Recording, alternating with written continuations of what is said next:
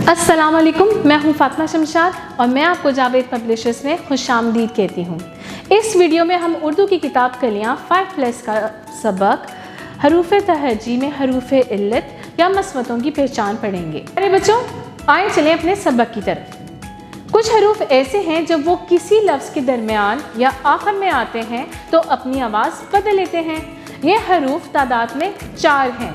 इन्हें हरूफ इल्लत या मस्वतें कहते हैं। बाकी हरूफ तहजी को हरूफ सही कहा जाता है।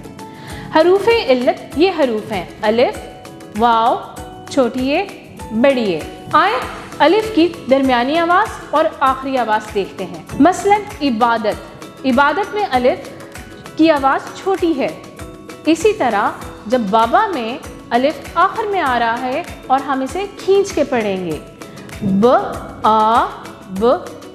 बाबा। इसी तरह इबादत में इबादत यानी बे और अलिफ के बीच में कम फ़र्क था, इसकी आवाज़ को हमने ज़्यादा नहीं खींचना। प्यारे बच्चों, अब हम चलते हैं अपने अगले उन्वान की तरफ, जो है अलिफ से अरकान और अल्फाज साजी।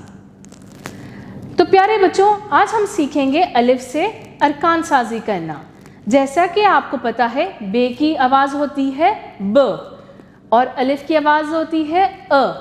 ब, अ, बा, त, अ, ता, ज, अ, जा, द, अ, धा, ड़, अ, ड़ा, स, अ, सा, ज, अ, ज, भ, अ, भा, ट, अ, टा, च, अ, चा। मोहतरम उस्ताज़ा कराम, अब बाकी हरूफ की भी आपने इसी तरह अरकान साजी करवानी है।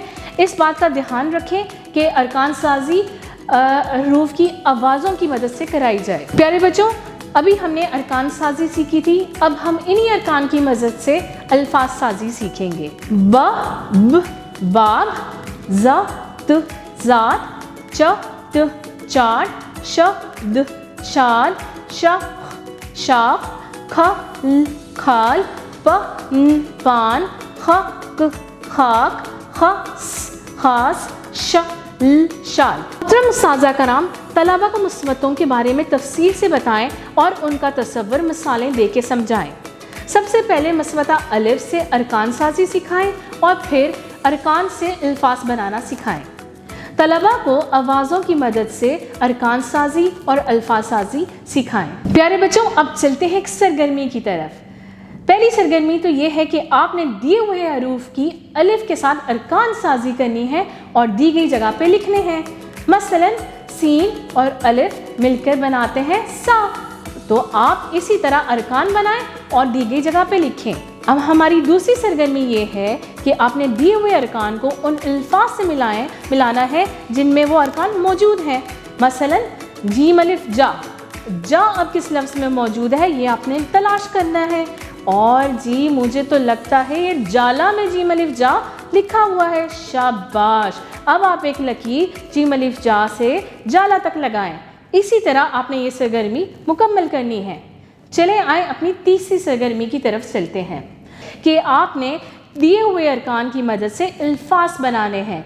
जी हाँ, हमारा पहला अरकान है शीन अलिफ शाह, तो शीन अलिफ शाह से हमने बनाया शाख, ये बन गया लफ्ज़। इसी तरह आपने दिए हुए अरकान की मदद से लफ्ज़ बनाने हैं और ये काम आपने खुद करना है, दी गई जगह पे लिखना है। वीडियो देखने का बहुत शुक्रिया, अपना बहुत ख्याल रखिएगा और जुड़े रहिए बोलती किताबों के साथ।